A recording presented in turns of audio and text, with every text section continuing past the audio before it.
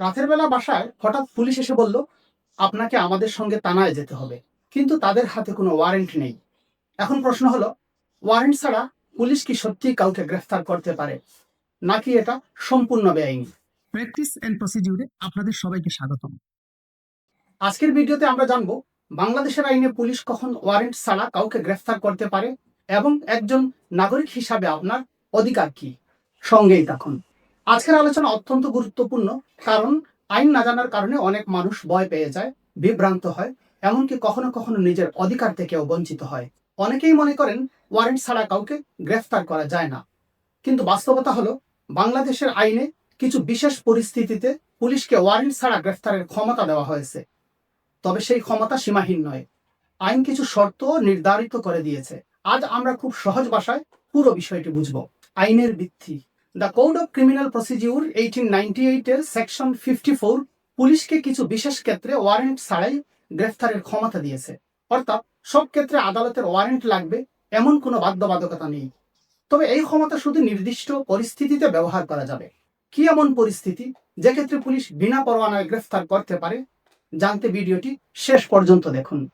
আমলযোগ্য অপরাধ বা cognizable offence. সবচেয়ে গুরুত্বপূর্ণ বিষয় হলো, যদি কোনো ব্যক্তি কগনাইজেবল অফেন্স বা আমলযোগ্য অপরাধে জড়িত থাকে, তাহলে পুলিশ বিনা ওয়ারেন্টেই তাকে গ্রেফতার করতে পারে।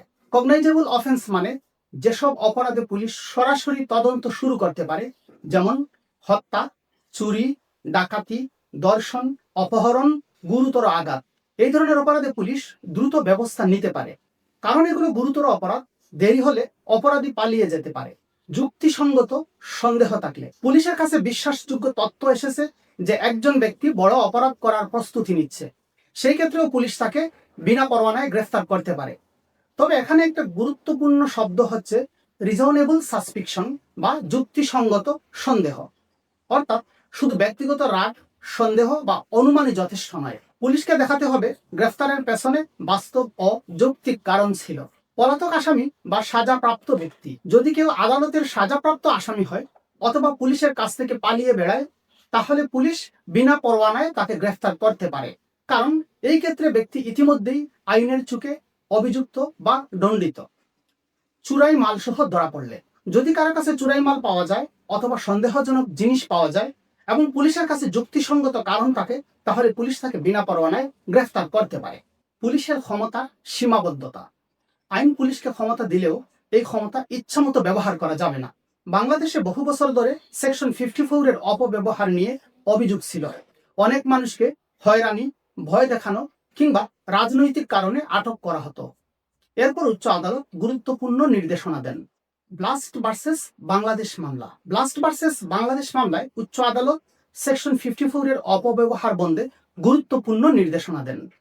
আদালত বলেন, গ্রেফতারের কারণ জানাতে হবে, আত্মীয়কে দ্রুত খবর দিতে হবে, শুধু সন্দেহের ভিত্তিতে হয়রানি করা যাবে না, নির্যাতন করা যাবে না, আইনজীবীর সঙ্গে যোগাযোগের সুযোগ দিতে হবে। অর্থাৎ পুলিশের ক্ষমতা আছে, কিন্তু সেই ক্ষমতারও সীমা আছে।